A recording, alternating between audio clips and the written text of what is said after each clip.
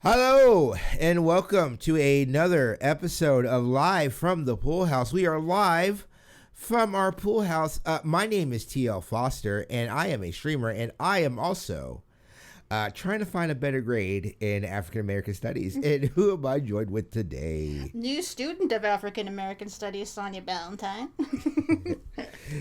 Sonia, how's it going? We so full disclosure, people who have been listening to our podcast, hey, this is not in order right now. What? I'm not gonna... So to pull the curtain back just a little bit, we did that tremendous episode with Bel-Air, which I'm probably going to try to get this up this week from us recording. But we did that, we did that one, and then we were going to record this episode, and then I think we both were just like, we need to take a break off. Not because it was from the issues, yeah. Yeah. Not because it wasn't a great episode, because it's a great episode, and Bel-Air is fantastic. Please, if you are able to check out anything she does, please do. She does a great job.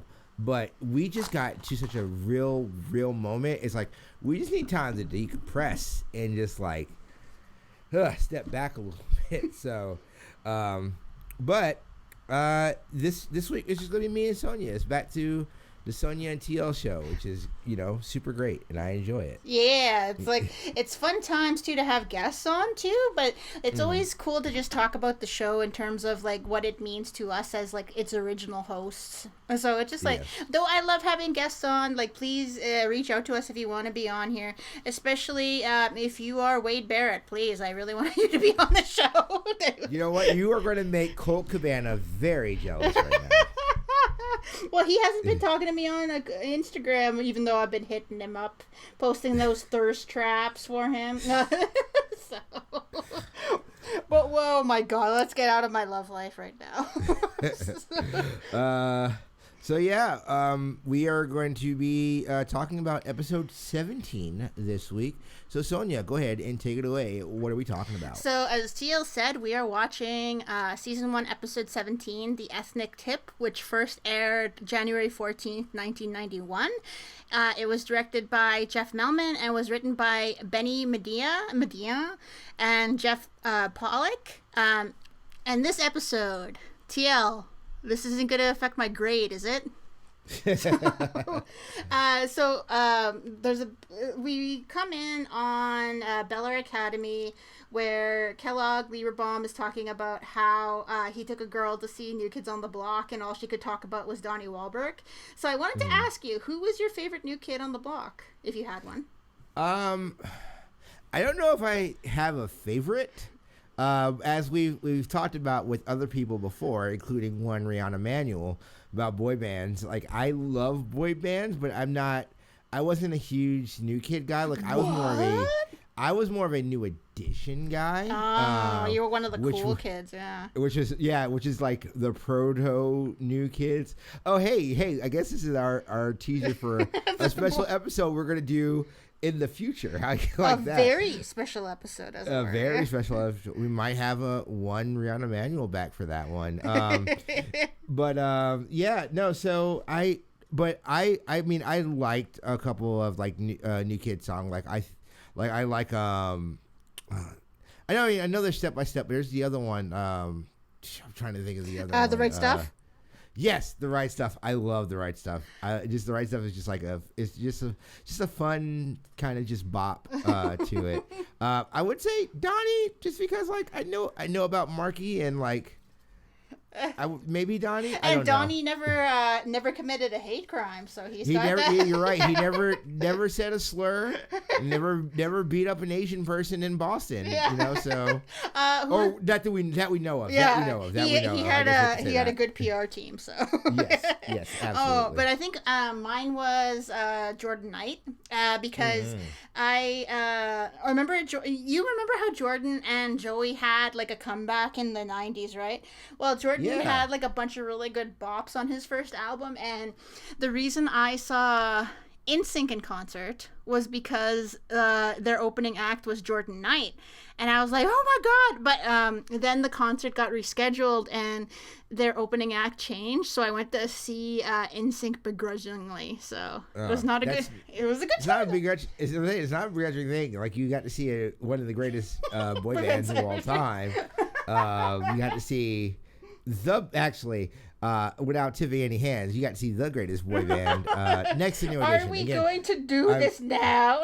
We're not doing this now. We have people who wanted to be on and have this conversation, but I'm just saying, NSYNC's a really great band. You know what? They're not O-Town. So anyway, but yeah, Step by Step is my favorite song. I like that one. That jam is good. Yeah. So. I would say they are kind of a little bit before both our times, just because like their really big thing was like 1989, 1990, and then I think like with us we would have been 4 and 5 respectively. Like I remember older girls being into them, like when I was a kid. Yeah, like like I remember there used to be like all the toys and stuff, which I really digged and stuff, but like it wasn't really my thing. Like my thing, like our thing was obviously Backstreet Boys and NSYNC, like but like New Kids, I do remember how popular they were. I remember my friend Andy was obsessed with them because she's a little bit older than me,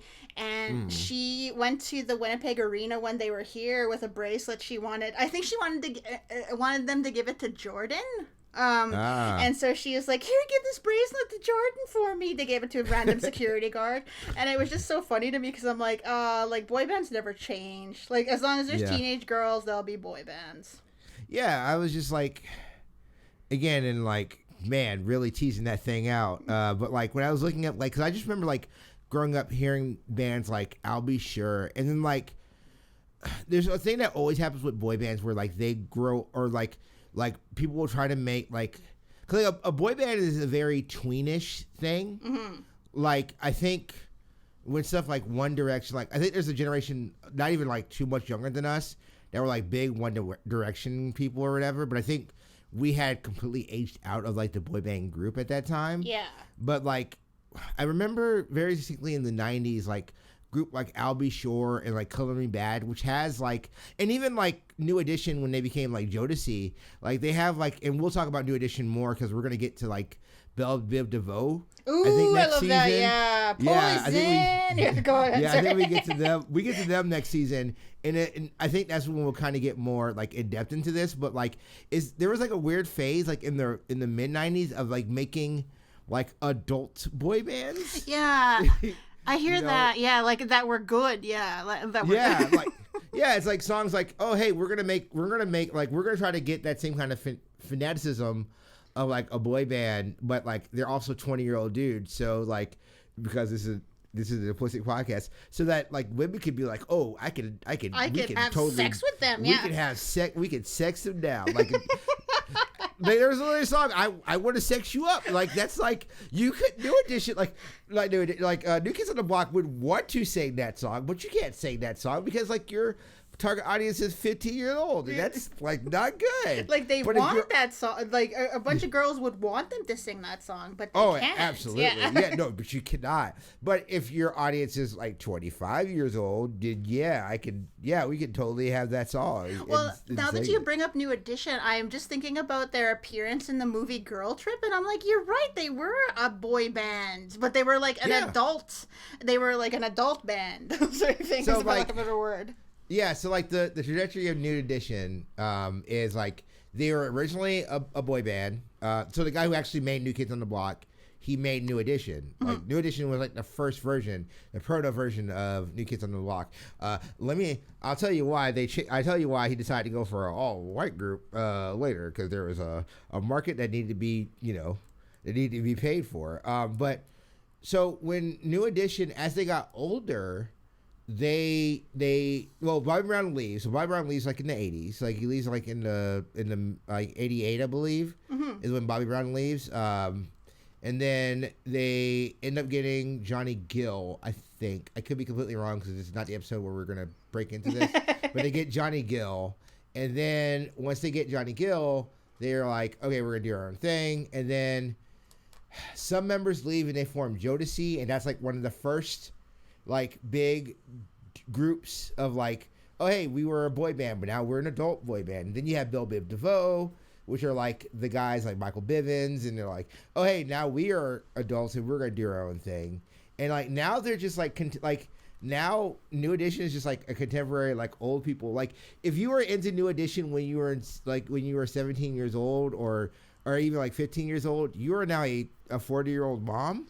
So like that's the music it is now, right? Like it's like when our parents were growing up and listening to the Temptations. What was that quote from Clueless? The way I feel about the Rolling Stones is the way my kids are gonna feel about Nine Inch Nails. So I shouldn't give my parents a hard time about that. So. Yeah, which is crazy because that's the thing now. Like there are people who are like, oh, you listen to that? Like I think I was listening to somebody and they were talking about.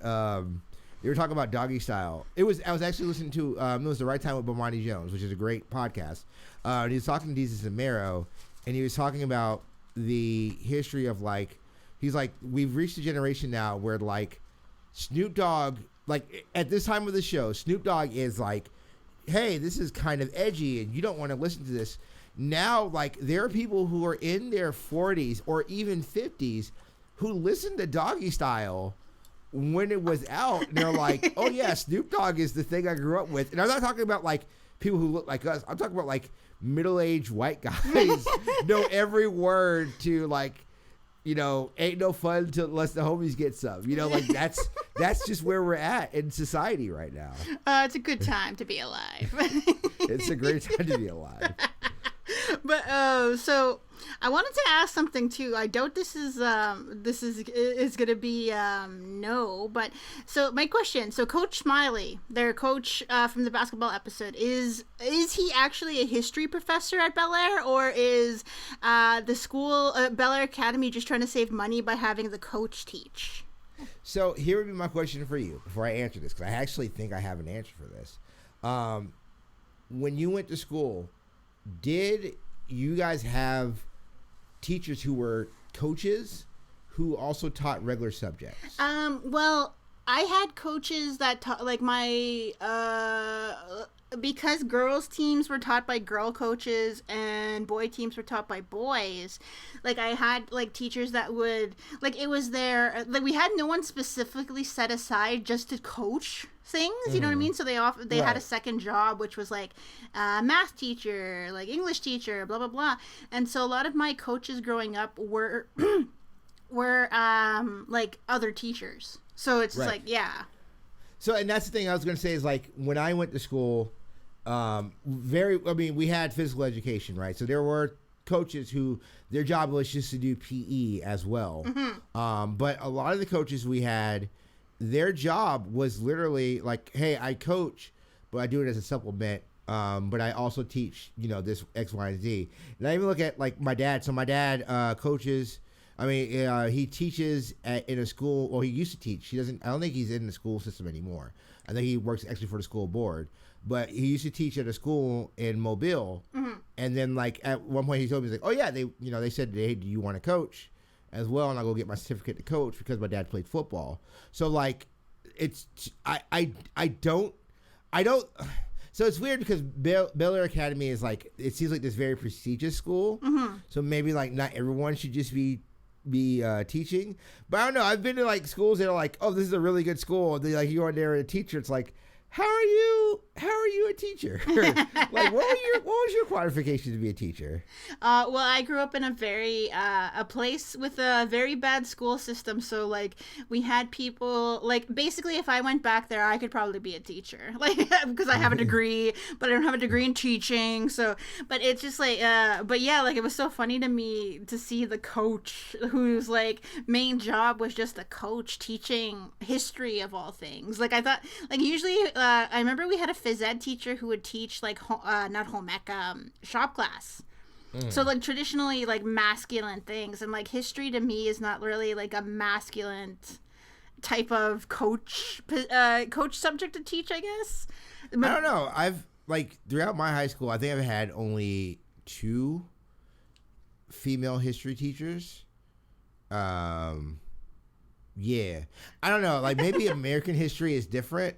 Maybe. Like American history, literally the class is American history, which is not a great class. We'll talk about some more of that later, I guess. But like I've always had coaches I remember, and I think it's like, I think it's one. I think there's an inherent like ideology that a lot of males, especially white males, when it comes to American history, like where you can kind of like, oh hey, blah blah blah blah blah. But then like also I also always like, because like those classes are always the classes where like you will like, if there's a down day, you'll watch a movie, but you'll watch historical movie. Yeah, like something that isn't right, by the way, too. Yeah. So like what movies would you watch? So I was gonna say, like, I remember being in history, and one of the movies that I watched, I think it just came out, was The Patriot with Mel Gibson. This would have been 2003. Yeah, 2003. 'Cause I just moved to Alabama, so like we were watching The Patriot, and I still think it was wild when the British guy comes up to the slave and he's like, hey, we'll free you if you want to leave and fight for the British. And he's like, no, I get treated well here. And I'm in class like, I don't remember that really? scene. Really? This is what's happening. That scene, okay, so one, Heath Ledger's really good in that movie. Oh, yeah, exactly. I don't care what anyone says. He's really good in the movie. Like, guys, I haven't seen that movie in a million years, so I don't remember it at all. But I do remember Heath Ledger being amazing in it. So. But one of the things I did love about that movie was like when Heath Ledger dies, and then like Mel Gibson's like, all right, shit's going down. He goes and gets his hatchet from like out of like this middle box out of nowhere, and I was just like, really? And then like he does like this hatchet motion. It's like this slow motion hatchet fight, and it's just like, this movie is trash, and I love every second of it. Well, like it's so speaking bad. of History Comes Alive movies, have you ever seen what's it called? Abraham Lincoln Vampire Hunter? I have not, but I want to. Okay, let me tell you what happened in the movie. So, Abraham Lincoln Vampire Hunter, it's an alternate history, obviously. And in the alternate history, the South is every aristocratic person who owns slaves in the South is vampire. So slavery is all about protecting the vampire's crop, which is blood, and so the Union is fighting for the vampires to go to hell, basically. So it's really dumb. This seems like where True Blood then spun off of. Like, this is like a True Blood. But it's so funny too, because Anthony Mackie plays Abraham Lincoln's black friend.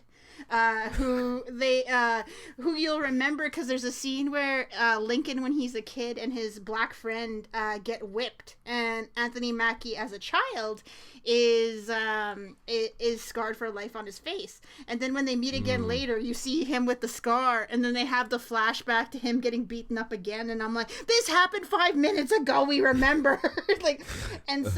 But my biggest gripe with that movie was that the whole, like, spoilers for people who are going to see it eventually, but so the big scene is they're trying to get because silver kills vampires. They're trying to get a shipment of silver to soldiers fighting on the front lines with the South, and the vampires are trying to take this train that's going to deliver the silver south, and they find out that the silver is not actually on the train because, as Anthony Mackie's character says, this isn't the only railroad. And then they cut to Harriet Tubman with Mary Todd Lincoln.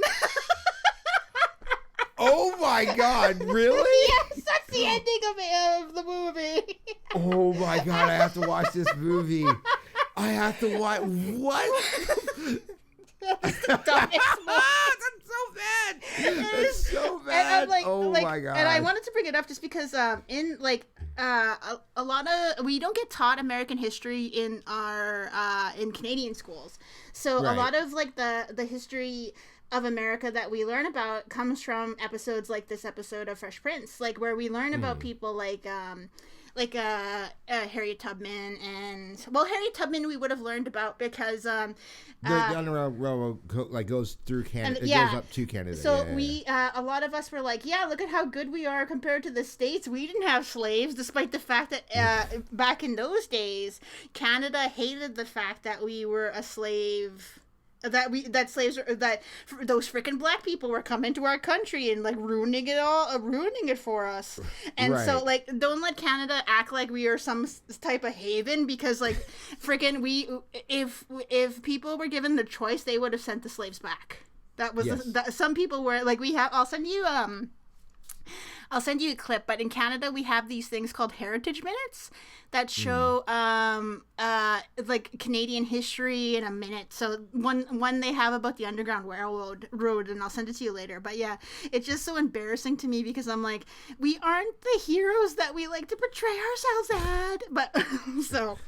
But back to the episode, not Mary Todd Lincoln and Harriet Tubman hanging out, but whatever. I want to watch every second of that. Sounds amazing. And it's the second worst thing to ever happen to Lincoln in the theater. So, real quick before we kind of bounce off of here, real quick. So, are there any good when we talk about that subject of watching these history movies in class? Because I remember watching Pearl Harbor and just being bored to death by it. In class as well. I was just like, this movie sucks. And I'm just wondering, is there any good, do you remember watching any good history movie in your class? The only one I enjoyed, because it's a weird, it's one because a weird 60s movie. And I wish we would talk when we had Diana Goodman on in the future. When we talked to her about Cheaper by the Dozen. I remember watching Cheaper by the Dozen, the old 60s one, and it was throwing American Americana in the 60s. I thought that was intriguing, mainly because I'm a black person in the States, and I do actually find white suburbia I think it's off-putting, yes, but I do also do find it I find it fascinating in an anthropological type of sense, right? So was there anything you saw in school as a film that you watched in history that you were like, oh, this is actually kind of neat, and I would like to see more. The only one I can really think of that was actually interesting and good was Schindler's List, because because of Canada's history with World War II. Spoiler alert: we didn't let Jews into the country either. So the strike won Canada, and so we have a big because Canada was involved in Normandy and all that other stuff. We had a big role in World War II. We learn a lot about World War II when you're in high school, and so we would watch Schindler's List, and mostly because it would take up at least 5 classes of history. So that's what the teacher would do it. But it was one of the only movies I really liked that when we were shown in class, just because it was a very beautiful movie, very poignant. Very lovely. I remember it was the first time a lot of the kids I grew up with had learned about the Holocaust, and it was just really interesting to watch because I find that people, especially people dealing with racism, often have a hard time understanding racism unless it happens to white people. No shade at this topic, but yeah, I mean, it's I don't I'm not native, so there's things that happen to native people that I will not fully get just because I don't have that experience, right? It's just like you said, there's an experience to it, so I understand why people not fully getting racism, but you should also understand, oh, hey, racism is a thing that does happen. That happens, and it just because it happens to brown people also means it's important then too. Yes, exactly. Yes. But so going back to the episode, we find out that Will is doing really, really well in English and math, but he has a failing grade on a history quiz and needs to get Uncle Phil and Aunt Viv to sign off on it. So he has this really, really, really ingenious scam to get Phil to see it by pretending he can analyze signatures. So, like, when I was a kid, all I used to do if I needed to get this done was, like, have my sister forge our parents' signatures. But I guess because Carlton is in the class, it would be a little bit harder to do just because of, like, he would have examples to compare it to. So, right. But, yeah, like, I find it cool that Will is doing well in English and math, though, because... those usually aren't courses you do well in. If you're doing well in one, you're usually doing bad in the other. At least that was the case with me. So, like... Yeah, I don't know. Like, I gravitated... I think it's more, like, because, like, I think Will... So, like, Will Smith, the actor, I think he was actually, like able to go to MIT if he would have wanted to. Yeah, he had offers to go there, to MIT. I did really well in school in math and in English. Like, I don't know if it's just like how you look at things like analytically, like, but stuff like the thing is, like, with history and stuff, like, I think the reason why you don't do really great with it, like, a lot of it is rote memorization. Mm-hmm. And if it is boring, like, that's a big way of just being like, I will never learn this. Because, like, this is boring and why would I ever want to learn this? But, like, I've seen people who've gotten good in English and math. No, but yeah, like, I think it's just because I'm like speaking from my own memory of like, because I was terrible at math, like, because I was really good at, like, I don't know what they call it in the States, but consumer math was really good for me. Like, that is just like learning how to do taxes. No, it's like doing like tax math and like money math, that type of stuff. I was really good at that. And so, but yeah, like I loved English when I was a kid, so that was one of my favorite classes. But so we find out that he's doing bad in history because, as TL said, it's too boring to him to focus on because there's no focus on Black history. And I love the shout out when at the meeting to do the right thing, where Will calls attention to the lack of Black history being taught, to the scene in the movie where the pizza shop's Hall of Fame only has white guys in it. I thought that was cute. I like that. I like that reference. So, but there is a line where Coach Smiley says that he teaches based on the text he has been using for years, and frankly doesn't know anything other than that. I think that is often used as an excuse by bad teachers. Like, I remember when I was a kid, the only books we had in English class were of white male writers. So it was really, when I would bring it up to teachers, they'd be like, well, that's like what we have to teach. Like, that's all, like, that's like, who are you to question it? Blah, blah, blah. And so when I would go up to, like, I'm a public speaker, and now I go up to schools to talk to kids about, like, writing and stuff. And it's so cool to be in an English class and see all these books by Native writers. And so it's like, I'm glad things are changing a bit. Like, because this episode, it's the same thing, too, where, like, we've gotten to a better place in terms of history. Like, I don't know if it's the same with you in the States, but, like, history is changing a little bit. Like, it's still small and it's still, like, a thing. But, yeah, like, I like that we are able to see that these changes have happened. No, I think that's an important thing. Like, I think that when people get upset when, like, we decry, like, hey, things aren't better, like, people are like, well, things are better. It's like, yeah, no, things are better. Like, the history, like, learning history is way better than, you know, where our parents were. And, like, now it's way better than even when we were growing up. But, like, also, like, we had to take into account that, like, some of this stuff, like you said, you literally were in schools where they were only doing stuff with white authors. Like, I remember, like, my aunt, who is alive and, like, not really old, like, she was part of, like, the first school that integrated in Alabama. And, like, I think that's a thing that people need to realize is, like, there's a lot of history that's not too far off. And the fact that we don't teach this stuff is, like, wild. Like I said, Will was talking about, like, they don't teach, like, a lot of history. The thing that's been really weird to me is there's been a lot of things that's come out, especially with Black history, especially with the things that have been happening out now, that people are just not finding out. Like, the stuff with Black Wall Street and the Tulsa shootings, like, in the early 1900s, like the Tulsa massacre and stuff like that. Like, I always thought it was weird. The main reason I thought it was weird is, like, I learned about some of this black stuff, like in Alabama in the 2000s, and like not with a black teacher. Like I remember being in the school and learning about the Harlem Renaissance, which is a thing like I don't see a lot of people talking about. It's like, did you guys not go over that in your school? Like we took time and went over Langston Hughes and went over like W. Du Bois and like the history of like the NAACP and stuff like that in Alabama. like so I don't it's always weird to me when I hear people talk about like, oh it was just never taught in my school, because I was just like, I don't know why the curriculum was like that. Now it could be because like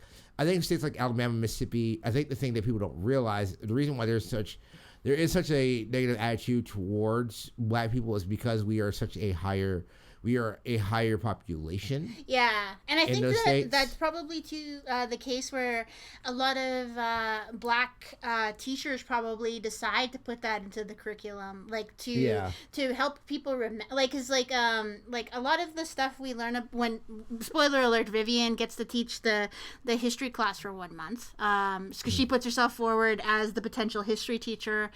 And her first class, Will and Carlton both argue over who's going to do better in the class, but are both put in their place by Vivian, who tells Carlton to call her Professor Banks and not Mom, and corrects Will when he tries to show off. So I like a lot of the stuff I've learned about like in this episode, mostly because like as we do this podcast, like we are rewatching, like you have to, like we're not just rewatching these, we are like like if things are mentioned, we will probably go look them up just to find out the context of the show. So one of the things I did look up was so Will is assigned a topic to write a report on, and that is the Port Royal experiment and the Penn School.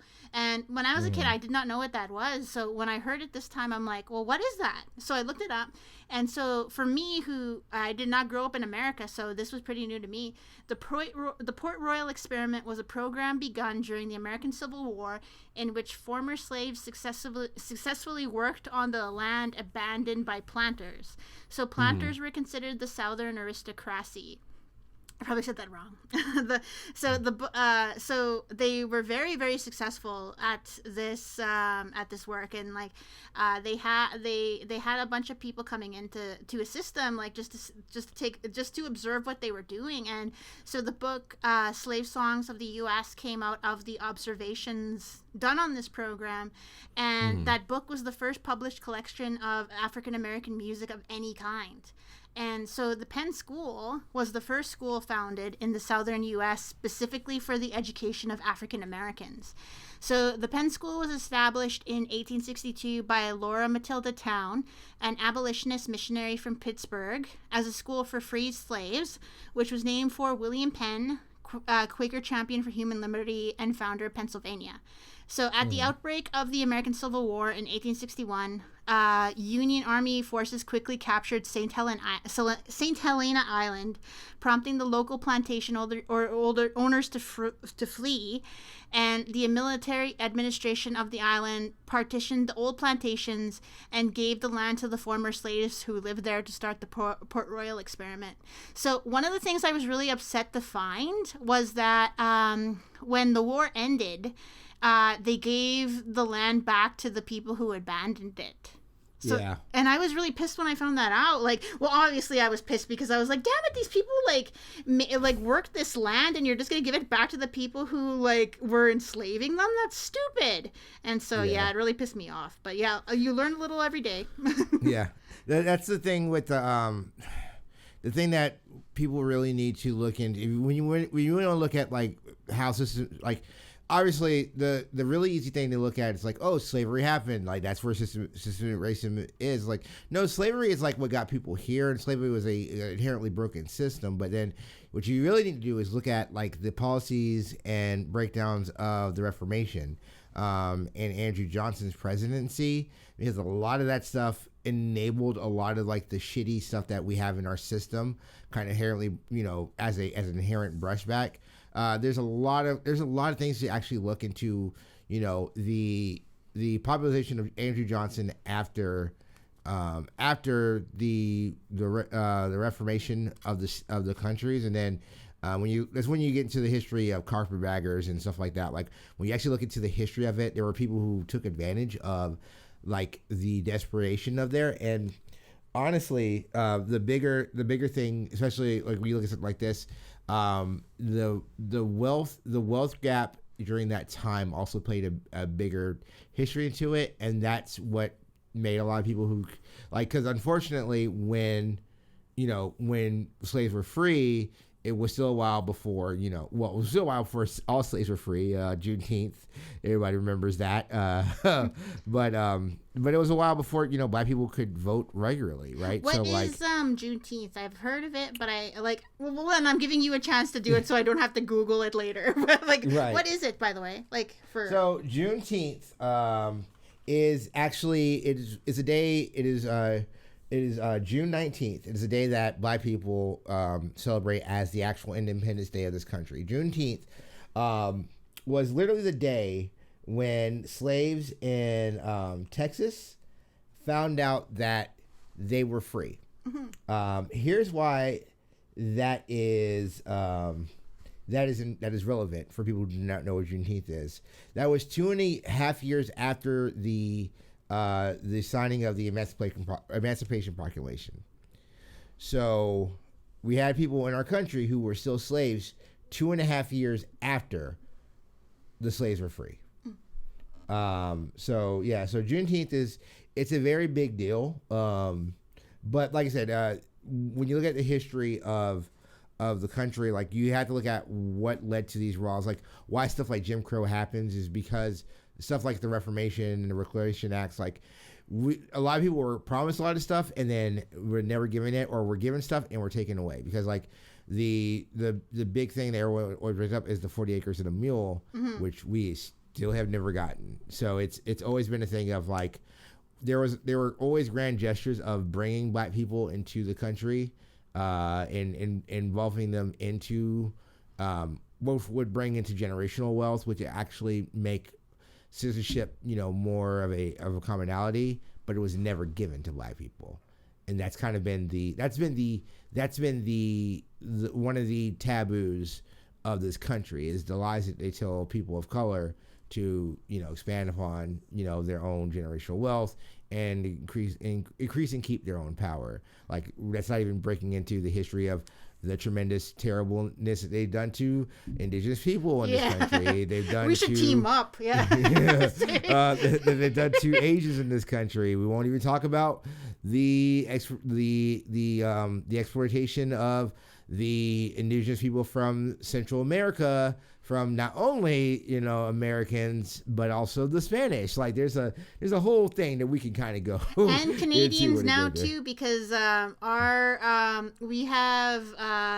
oil companies are down there right now totally fucking shit up, and it's terrible because it's still happening. A lot of people think that this is like ancient history, but I'm like, Ruby Bridges, who is the first African-American person to integrate schools in her community, is only in her 60s now. Like this is not ancient history. Like this is stuff that's still happening, and it's sad too, because I'm like, yeah, like it's cool to learn about like all the stuff we've overcome, but we're still overcoming a lot of shit. Like it's never ending. Like if you often wonder why me and TL are tired about things sometimes, or we won't argue about little things that are annoying us, is because of stuff like this, where you have to save your energy for stuff that really, really matters.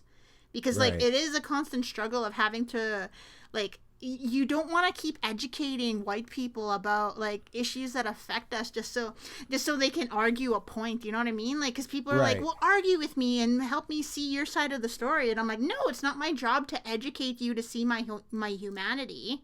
Right. Read a book. Yeah, it's like like read a book. Like if you need a breakdown, like if you need a narrative breakdown, I implore you, read something, because it's like Sonia, like I said, we are not soundboards, mm-hmm. and we do not have to like. I don't have to know everything about the history of Hebrew people to have a love and respect for Jewish people and want their culture to be, I'm using Jewish people because like I could easily say Indigenous people because I have not read a lot about Indigenous people, but I also know I am also a person who has like the ability to look at things and read things and know, oh, Indigenous people have gotten a short shrift fucking everywhere, not just in this country, but just everywhere for fucking living. Like, so it's so wild to me that people can wall off their humanity to that. Yeah, like, cause like, well, people will often say to me as a Native person, or probably you as a Black person, like, Irish people were slaves too. Like, Irish people were treated bad. Like, they were called the N-words of white people. And I'm like, yes, like, that is true. I've read Angela's Ashes. I know the, like, the prejudice they experience, but I'm like, it's not the same thing. it's like, and people will often say that. I'm like, you...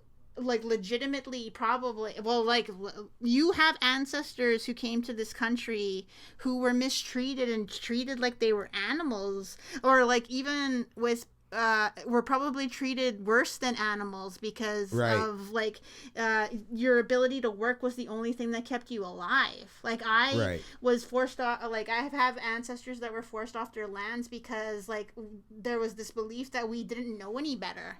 And so it's like we've dealt with all this stuff and we still continue to deal with this stuff.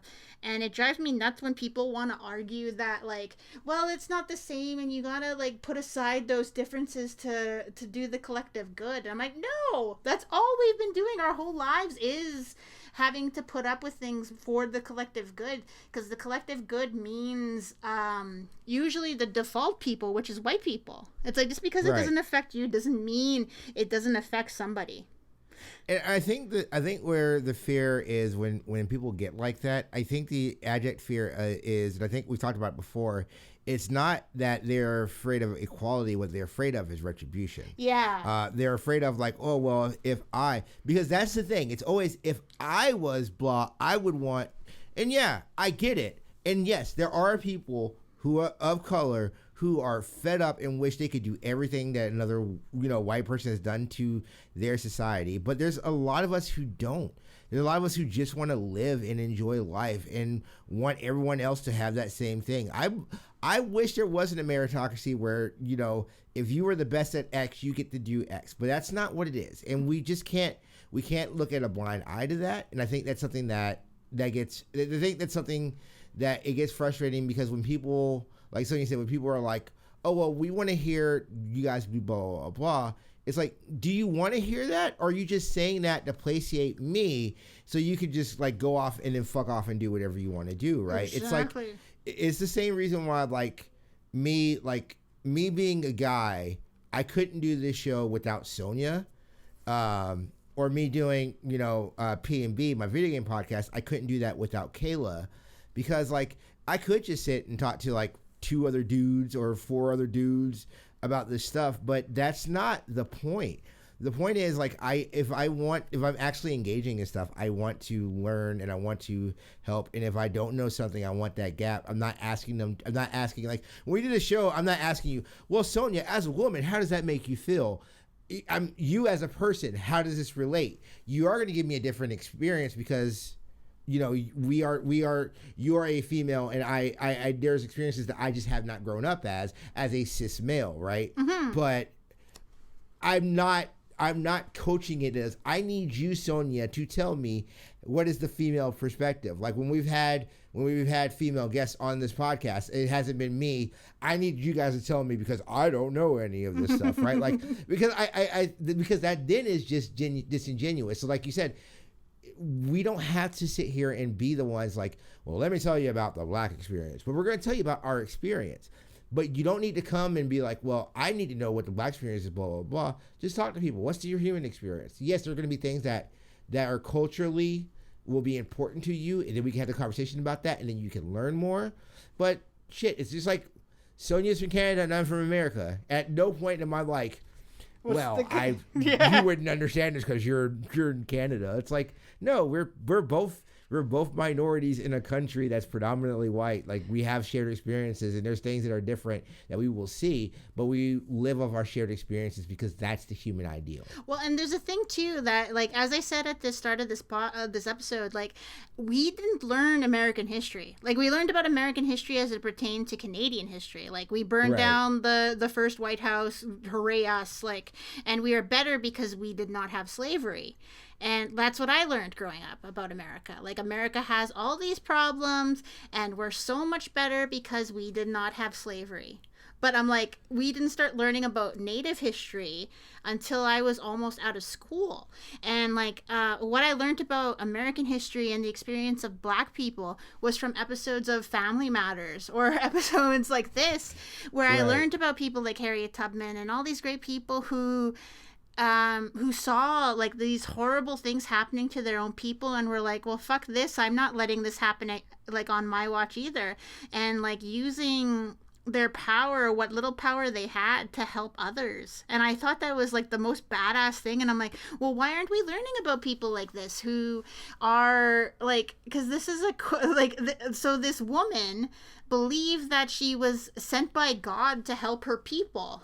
Like, she, like the fact that she was called Moses was cool as hell to me. I'm like, why aren't we learning about her? like, so it's like, and like, which was funny to me in this episode that that freaking Will hated hearing so much about Harriet. I'm like, dude, tell me more. She sounded cool. Like, she survived some guy hitting her in the head, and she saved not only her own family but a bunch of other people. That, like, there are people alive right now who are only alive because their ancestors were saved by this woman. And I think that's cool. Like, that is amazing. So, and yeah, like, but this episode is really hitting me because I'm like, I think there's a lot of experiences that kids have where they don't see this stuff as interesting. They just see it as like, oh, that's old stuff that happened a long time ago. Right. I think in Vivian brings it up towards the end of the episode. I think the thing that a lot of younger generations, and I think we're seeing this now too, it's very easy to cherry pick what you like about a revolutionary state. And I'm saying this as a person of color, without kind of learning your history of it. Like, it's the reason why, like, I try not to get so charged up about everything that happens. One, I can only get but so mad. So that's the whole thing. But it's the thing that's frustrating, especially when you have a lot of people who are allies who get as equally charged as you do, because it's like, I need you guys to kind of look and see where our history was and how we go through. Like, hey, it's really cool that people know who Fred Hampton is, but I need you to know why Fred Hampton is important, right? I need you to understand why Malcolm X is important. Like, it's really easy to see these things and be like, oh yeah, this is what I believe. It's like, but have you read Stokely Carmichael? Like, have you seen, like, have you gone through and actually and like studied these things? Because then, like, maybe your ideology, like, isn't 100% in. And it's like, I don't know. It's just like the thing where it just seems like, especially with, like, again, not to scare off white people who are listening to this show, but like to certain white people, like, black people, when they reach a celebrity status or an important status, almost become mythological beings. Mm-hmm. And it's so frustrating. Like, so Ruth Bader Ginsburg just passed as of this recording, like 2 days ago, and we talked about, like, we talked about the episode with Kim with Chadwick Boseman passing, and then, like, I saw people doing, like, the Chadwick Boseman and I was like, heaven, yeah. I was like, and doing, like, I saw a photo of them doing the Wakanda salute together, and I was like, can you guys just please stop, just stop. I just want you to stop, because this is just, it just sucks. It just sucks, and it's whack, and it's the worst. Just, like, read something, go out and help somebody, go volunteer, do something. Don't do this. Like, I get it, like, feeling better, and everyone has the right to want to feel better, and I understand that, but, like, I don't need to hear about Wakanda. Like, I just need you guys to read something and just, like, enjoy life and go out and promote life and actually listen to people. Well, that's like what like one of the big things I hated about Harry Potter before I found out that that J.K. Rowling is a huge transphobe was I hated white people co-opting the term mudblood for themselves. Yeah. And I'm like, you are okay with being called a mudblood because you have never been called anything in your life. In term, like other than maybe a honky or something that is not at all offensive, because when I see Hermione in that book being called a mudblood, that is every single person in my life that has ever called me a squaw, that has ever called me an Indian bitch. Like that is not a word that that I want to take back in terms of like. I'm not going to call myself a squaw to take back the power of that word. I'm like, no, it's just shameful. Like, I imagine some people feel that way about the N-word, too. Like, well, I guess a lot of people feel that way about the N-word. Like, some people will be like, I don't want to take power back from that word. We should just stop using that word. And, like, that's how I feel about mudblood, too, because I'm like, you don't have the concept of why that word is offensive. Right. It's like, it's to give that woman, who I call the bad author, I refuse to give her any kind of honorific, the bad tweet author, to give that woman any kind of credit, how she does frame the inherent like racism, like I won't even say it's racism. It's more of like a strict discrimination, but like the phraseology like of using a slur, because mudblood is a slur in that universe, like because like when Draco says it for like the first time, everyone is like, wait, what the fuck did you say? Like, it's not a cutie like, oh, that's what we just call non-magical people, or like, not like a shitty way of saying that, right? Like that, he is like N-word hard R looking at her. Yeah. You know, it's not, I think that was a good phraseology. Now, we are not going to also get to the point where like she's also done a lot of racist things. And then she also kind of looks at that world where it's post-racist, which is like, that's wild because it wouldn't be. Like, they would just be racist against magic. They would still be racist against black people. They would still like, and also let's talk about your slaves with your goblins and like, and your, I mean, yeah. Is Dobby a goblin? Is an elf? He's a house elf. Yes. He's a house elf. Yes, but fucking house elf. Like, so like, I could give her praise on that, but then also say that, and also she's a transphobic piece of shit, and she's a bad tweet author. Don't go. Yes, go buy Ursula K. Gwynn. Buy a better magical book. Yeah, exactly. But like it's such a big thing too, because it's like like it in this context when we get to the part where she talks about Malcolm X, like you have to know the history to know what led to Malcolm. Right. That is the whole point that Vivian is trying to make. That Will is idolizing the sexy parts of the struggle, the parts of like where Malcolm said, "By any means necessary." But he didn't mean start immediately shooting cops. He meant go through the system, do what you can, educate yourself, and then when that doesn't work, go further. That's what he meant. He didn't mean immediately like start throwing Molotovs. And so I really appreciate this episode for her calling him out for saying that just because he learns about men like Malcolm X doesn't mean he's a student of the history. He doesn't know where his people come from, and he needs to know that, otherwise he will contribute to an environment that like his ancestors would be ashamed of, I guess.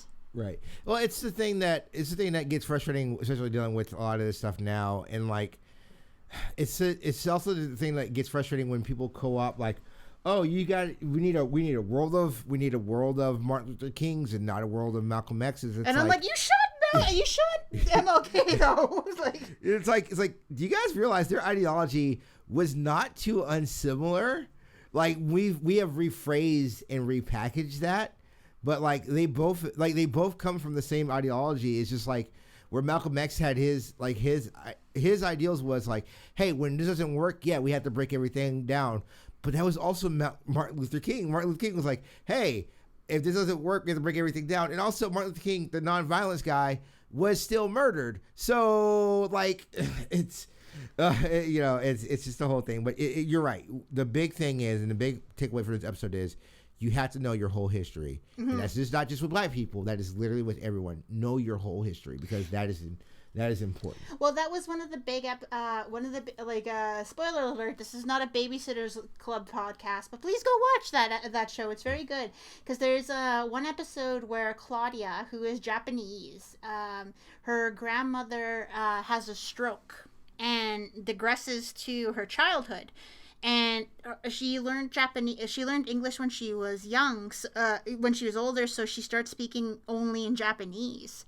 And her grandmother starts freaking out about peaches.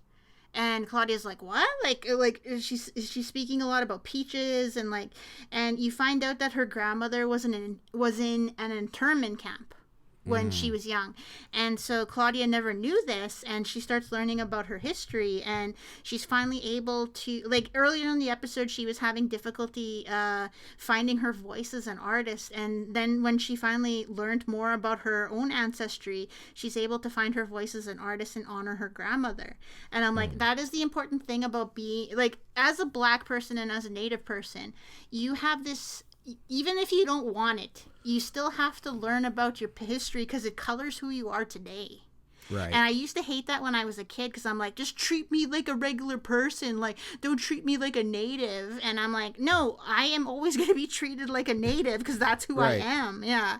And it's that type of language is not something, sadly, we have access to, because we got to live in this world as the person of color that we are, just because and I'm just rambling now, but it is still a thing. I think you're absolutely 100% on the ball. It's a thing that it's always a fallacy when people are like, well, I'm not Black, I don't see race, or I'm not sure. I guess there are probably Native people who are like, I'm not Native. I don't see color. Yeah. Yeah, it's no, dude, you're I'm Black, or if you're Native, you're Native. It's just what it is. You can still have life expectancies, but I do think there is an inherent thing with the system where we look at things and we look at how life is. It's white is the default, and we have to we have to get away from that, because that can't be what it is. Yo, guess what? I wake up tomorrow and I can sound like whatever. I'm still Black as hell. You can't confuse me as someone who's not Black, right? So I don't know. Oh, sorry. Do you do that thing when you have worked on the phone where you distinctly make your voice sound quote unquote whiter? So that I don't know. You mean the thing I do at work all the time? Hi, my name is Travis. May I have your full name, please? I don't have it, but the thing is because people can get really racist when they find out a Black person is on the phone and they're upset. In a job I deal with sometimes conflict resolution, and when people get upset and they hear you're Black, they love to say slurs, because guess what? You're on the phone and you are not in person. Yeah, exactly. So it's always easy to. It's always the one you should watch.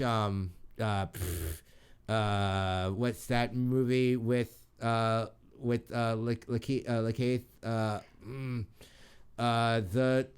It's the Sorry phone. To Bother You. Yes, Sorry to Bother one, yes. You. Yes.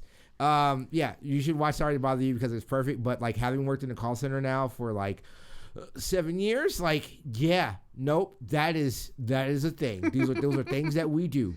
Everything about them, yep, I've been there. Well, because it's I had a job working for an electric company, and some of our workers were people from reserves even more north than mine, and I would have to pay I would have to enter their timekeeping, so they'd call me all the time. And sometimes these guys were late, and I call them and say oh, I'm sorry, this will be the voice I'd use. I'm sorry, the only you have to call in your hours, otherwise you're not going to get paid. And then they'd say to me, well, you don't understand how it is being a white girl and all this other stuff. And I'm like, dude, my family's originally from Moose Lake, and they'd hear the Cree come back into my voice, and they'd be like, oh, who's your family, and stuff like that. And because it's you have to call, I think they call it code switching, but you have to code switch a lot in terms of context, because the way I talk to somebody in a store is not the way I talk to my parents or my grandparents even. And, like, I think a lot of white people don't get that because they don't have to do that. And it's just like, But have you, like, I was really surprised by how Vivian made the report 15 pages. Sure. Yeah, I didn't even have to write that type of report until I was in university in my 4th freaking year. Yeah, I don't think I've ever written a 15-page. Like, I think, like, so, like, that's also really weird because I think the largest thing I ever wrote was a script. Mm-hmm. And, like, that was when I was like, oh, man, this writing is a lot. And, like, but that's fiction. Like, I just never written a 15-page report. I would just be like, no. I think the most I've ever done is, like, I've done a 10-page report. But that was in college. Yes, yeah, you're exactly. right. I was in college when I did that 10-page report. I don't know, like a 50. So I'm thinking like that's a lot, but then also I don't know, like double space. That's 5. Yeah, double space, and then also we're writers, so like I can always find more minutia to add in there. Or like I've never because I've done those things where people are like, oh, double space, you have to find primary sources. Like, oh, that's fine. I'll find a book and then I can bullshit. Like once we get into that book, I'll look in and be like, "Oh, you talked about this for a chapter. Well, this will be a good 2 or 3 paragraphs, and I'll break that down." Absolutely. Well, yeah, like because my thesis in my right before I graduated was 50 pages. Like it's still like I would not imagine writing this for high school. And I love that Vivian overwhelms the boys with homework for her class. But I also really appreciate how the white guys are taking to the class, especially Cornflake Kellogg Lieberbaum, who starts learning Swahili and wearing was that a dashiki or is that just a tie-dye top? I couldn't tell. I think that was a dashiki. It may have been. Where did he even I will say this because we not to be so angry at our white listeners. There is a thing. I do think that there are a lot of white people who would be willing to learn stuff. Mm-hmm. And I've learned that in doing more stuff on the internet and being more unapologetically just me. And I will shout out the Laser Time community, which we've had Sarah and Chris on, and in the future somebody else.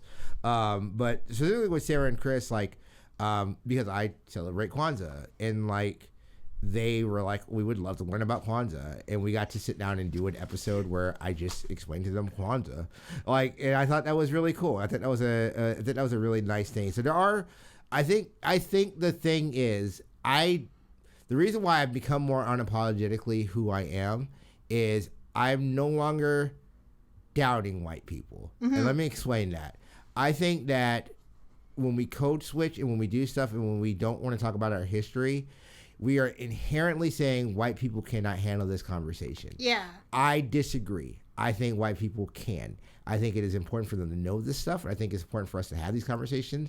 But I do not disrespect them enough that I will not have these conversations with them. I will. And that's where I think my willingness to talk about these things and go into these things, because I know inherently there are people who are shitty who don't want to learn anything, but there's black people who are shitty who don't want to learn anything about themselves either, right? So that's just what it is. But I do think for the majority of people, they actually do want to learn stuff, and I think that's important to teach because there are people who are going to want to learn. And in the context of this episode too, I like to think that a lot of those boys in this class did not know anything about Black history. Probably the first black people they met was Carlton. And then Will was the second black person they met, you know? And I really like that they come from, a place of curiosity and, a real willingness to learn. And, they overwhelm Vivian with, their love for the subject matter, which I really, really appreciate. Because they could have easily...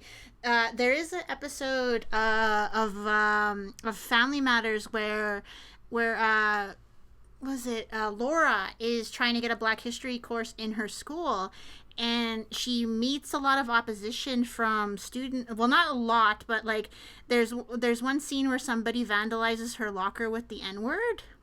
Right. And that could have easily been the content of this episode. But I like that the episode kind of fakes you out in that context, because it's about Will and Carlton being willing to learn about their history. It's not about racism. It's about, you have to learn this because it's important. And you are belittling the struggle of everybody else if you don't learn it. And right. I really, really enjoyed that. And I really, really like that they get Will gets called out for thinking he was going to get a free ride. Because do you think that's true? Like, that he was anticipating? Oh, he absolutely was doing that. Like, I mean, I have done that. Like, I've done like when you're like, oh, so I guess you guys don't want to do anything. What about it? Like, I've done that, right? It's not a malicious thing. It is a thing of, I think, you're calling it out, but then also, if you don't want to do something, you're also like, hey, here's what we do. Okay, so I want to put warts and all, because I'm not a perfect person, as I said earlier. When I was working at a hardware realtor back when I was 18 years old, I am prefacing this when I was 18 years old. Please do not come for me. I already always feel bad about this. I was a cashier. Now, normally cashier, they're normally women do that role. But me and my buddy Lewis were cashiers. We had a period of time where we had a lot of cashiers calling out of work because of their time of the month. But it was a lot of cashiers. Mm-hmm. So I told Lewis, hey, because we were meeting at my buddy's house and we were getting ready to go to a meeting. And like, he's like, yeah, like they're upset that people call it work. It's like, yeah. And I told him, I was like, yeah, what I'm going to do is like raise my hand in the thing and be like, well, it's my time of the month and I don't want to come into work, so can I not come into work? Aww. Which is shitty. And I know it's shitty. And I hate that I did it, but I'm owning up to it. And it is what it is. And I was a really dumb at 18 years old. But where I think where, like, when you do something like that, I don't think it was me being callous towards the women. It could have been. I was an idiot. So let me preface that. I am not asking for sympathy. If you're gonna roast me, I will take it. But I think it was also me of like, hey, what's fair is fair, and if I can get away of getting out of work, I want to do that. Which is a terrible thing to do. So what I'm asking for right now is, yes, I am a piece of shit. You guys can definitely call me that. I have learned, I think I am 1,000,000% way better to women's struggles. And then also, like, that's something that also, like, there are men who do deal with the same kind of monthly issues. So, like, it was literally just me being a real shithead. So I absolutely wanted to apologize about that, but I totally have done it. But I do like, what was it, in this episode that one of them learned Swahili. That is an interesting thing, because like, but I think that's one of those languages that is like Cherokee amongst Africans, where it's like the only tribe of Africans that people can name outright. So that always makes me laugh whenever it's mentioned, because I think her on Star Trek is also of speaks Swahili. And so like, and I think in The Lion King they also use a lot of Swahili in that as well. I can't remember, but anyway, but I really like Janet Hubert in this episode, and I think scenes like the ending of this episode are why she was the better Aunt Vivian. So she calls, as I mentioned, she calls out Will for idolizing the sexy parts of the struggle and not being willing to learn what led to men like Malcolm X. And she doesn't seem rude or out of line when she tells him that Will is paying lip service to being a serious student and trivializing their struggle. So I really like that she, like, I get a sense that she's dealt with this before, and I really, really enjoy the seriousness of that conversation. Right. No, and I think that was very important. I think, like, we're getting like the starting, like, kind of like the starting hints of like, oh no, Vivian and Phil were revolutionary types, like, during their age. I think that's very important. I also think it's really weird when you think about that and the dichotomy of Carlton. Yeah. So, like, that's always the thing that I I think when we're done with this series, I think that's something I definitely want to have. I want to kind of look into more because I think that's such a weird dichotomy of like of these kids and then also they're like because like Hillary is not. She's not confused in her blackness. She is just rich. Mm-hmm. So like she has a different thing, but she definitely knows who she is. I think Ashley is very lucky because she was around Will during like her formative years. Mm-hmm. But Carlton thing that always like I wonder why we get to this part in Carlton because it doesn't make any sense with how his parents are. Well, that is probably because of how kids are raised. Like when parents are punks, they raise like a conservative child. Like I think it's just like it's just the minutia of whatever the parents raise them in, because you don't want your kids to struggle the same way you did. No, yeah, absolutely. And I think that's why Carlton is the way he is. Right. And so yeah, like it's really cool. Like, but I did like that the episode ends with the quote from Malcolm X: "Education is our passport to the future, for tomorrow belongs to the people who prepare for it today." I've had this discussion in the past on Twitter about Native people poo-pooing the idea of education, specifically educated Native people who say that like academia is terrible and we need to throw it out and blah blah blah. But I'm like, when our people are still seeing high school graduation as an impossibility, we still need education, and I cannot stand that idea that it's somehow too white for us to it's a white concept that we shouldn't be living up to. And I'm like, no, like we still need to be educated to deal with white people and like and in white man's world. And I hate when people belittle education's importance to people of color, because it's still important. Like there are still black kids who are like dropping out of school. There are still Native kids who are doing the same. There are whole families who don't make it to university. Not that that's like the top of success. Yeah, but like that's still an important gauge. And so yeah, like education is still important, and I like that they end the episode with that quote. Yeah. No, I think you should always learn. I think you should always be willing to learn stuff. I'm a very strong believer in that. But there's also a reason why like I'm huge into like post education should be free. Mm-hmm. Like post secondary education should be free, especially like in the United States.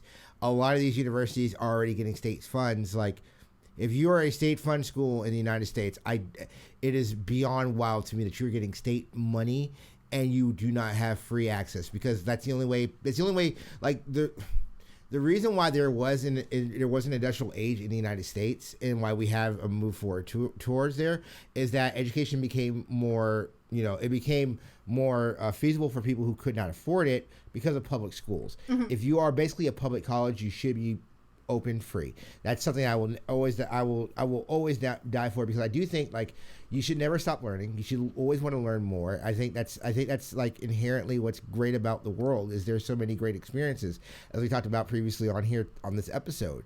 There's so much more to learn. There's so much more that I don't know. Like you said, I always tell people all the time, what's funny is, in doing this show and just in being online, I have a lot of like people in Canada that I just interact with now, and I have Canadian fans, which is always wild to me. But I feel like it sucks because there's like, I was talking to somebody when I was streaming the other day. I don't even know the geography of Canada correctly. Because like for some reason I thought Kitchener was like more like towards like New York. Yeah. But it's like not. And it's like I was like, wait, what? Because like it is just like so. Because I'm thinking like Toronto. I'm like, yeah, Ontario. Like Ontario's like near Maine, and like that's all like there, but it's not. And it's like. I want to learn more. I want to learn about the history of Canada, because like I knew a little bit about like how Quebec wants to be its own country and like that's its own thing, but I don't know like the defined like history of Canada. I think that's something that's be very important. I want to learn about like various stuff that's very specific, like region to region. Like you should always want to learn, and that's the great thing about life. Like being able to live is to learn more about new things and how it applies to your world and how it can apply to your world if you use those things. I don't know. That's just me. I've always loved. I think education, like I think education should always go forever. I hate homework, but I love education. Yeah, exactly. Because I learned a lot this episode specifically about African American history. And, like, it is so cool to me to learn more about this stuff and about how, like, because, like, I wouldn't have known that songs like Wade in the Water or the Drinking Gourd song were made specifically to guide people to freedom. That is like a cool, like I wouldn't have known that when I was a little kid. And I always thought that was cool that like so many people, even if they weren't trying to get free themselves, were helping other people who were. I thought that was an amazing thought that like, even though they weren't ever going to try it, they were still like being like, okay, if you want to do it, we'll help you in whatever way we can. And like, so I'm going to keep learning about that too. But yeah, education is important, people. Get on it. Get educated. And thank you for educating yourself with this episode. This has been a really, you know what? I think it was good that we took some time before we did this episode. But I do think, just like I said, just like with the Kim episode, I think this was a very important conversation to have, and I couldn't think of anyone else better to have this conversation with than you, Sonia. Aww. Is there anything you would like to promote? Well, just me on Twitter right now at honey_child. We're talking about, what are we talking about right now? Probably about education as an important tool for overcoming racism. It's still a big thing. And also, I don't know, like potential wrestling news. I don't know. We'll talk about it more in the future. We'll talk about it more in the future. I don't know. Hey, maybe you want to hear me and Sonia talk about wrestling. Maybe that's the thing you want. By God. It would be in there. Like I said, it would be if, hypothetically, me and Sonia did talk about wrestling, it would be in an educational manner because we would want to talk about specific things in wrestling if we did it, not a breakdown of stuff. Even though if you want to watch Raw and SmackDown and AEW and the G1, which is happening right now, like you can. But there's a lot of history that you should learn. Yes, if you want to follow me on Twitter, I am at Travis L. Foster. If you want to follow me on Twitch, we have now reached affiliates, so you can subscribe and give me money. I am at twitch.tv/TurboBison. Last night of this recording, I played Among Us with a couple of friends. It was so much fun, and I absolutely have to get Sonia on one time to play Among Us. It's just so great. And like just be able to like murder your friends and then lie about it. It's so good. Yeah, you can follow the podcast over at Pool House Live on Twitter. You can also go to our Patreon page, which is at patreon.com/live from the Pool House. I almost said P&B. It's a different Patreon. So patreon.com/live from the Pool House. If you go there this month, me and Sonia will be doing a Q&A where you guys can ask us all the Q's. We will have all the A's, and then we are also going to try to get a bonus episode in. I don't know. We might reach out to one of our former guests and have them on where we just kind of just chill. But that will be all behind the Patreon for that. And I guess, Sonia, should I just tell them what we're going to do at the end of this season? Yes, go ahead. Yeah, okay. All right, so when this season is done, so we have a couple more weeks. I want you to first calm down. No, you're already freaking out. Don't freak out. But we have a couple more weeks before we get done, and a lot of great episodes that are coming up. We have some great guests. I'm going to go ahead and tease them out. Dave Rudden, Funky Joseph, and we have Diana Goodman. They are coming. When we are done, we are going to take a small break from Fresh Prince of Bel-Air. A lot of things are happening. I will have a niece by the time we do the second season. Woo! And I will be just crying tears of joy every time you guys see me. That will be just a thing. That's how life is, right? So we're going to take a small break from Fresh Prince of Bel-Air. We are not going to stop giving you guys episodes, but we are thinking, we had a little conversation. Last time Rihanna Manuel was on here, she ambushed me at the end of my own episode about O-Town shade. Sonia has been ambushing me on my own platforms about my shade against Backstreet Boys. Don't hate Backstreet Boys. I actually really like them. I just don't think they're good as NSYNC. But we are going to have a little breakdown of boy bands. We're gonna like listen to boy band music and do other stuff. We will get in. Like I said, hopefully we can get Rihanna. If not, that's absolutely fine. We will try to see what we can do. We want to make this really fun. We want to give you guys a great experience, and we want to deal with pop culture and something that's like the thing that kind of got us to this show is that we have a same lived experience. But like boy bands is also something that we have a lived experience in. Like we want to give you guys the full oeuvre of being with us in the 90s. So yeah, that's kind of it. Do you have anything else you want to add on that, Sonia? No, that's good to go. But yeah, like bring out that like Backstreet Boys stuff. We're probably gonna talk about it when we get to the Tevin Campbell episode too. So yeah, absolutely. We will talk about it some more. Yeah. Yeah. All right. So for Sonia Valentine, I am TL Foster. This has been Live from the Pool House. Don't get thrown out like jazz. Pause. All right.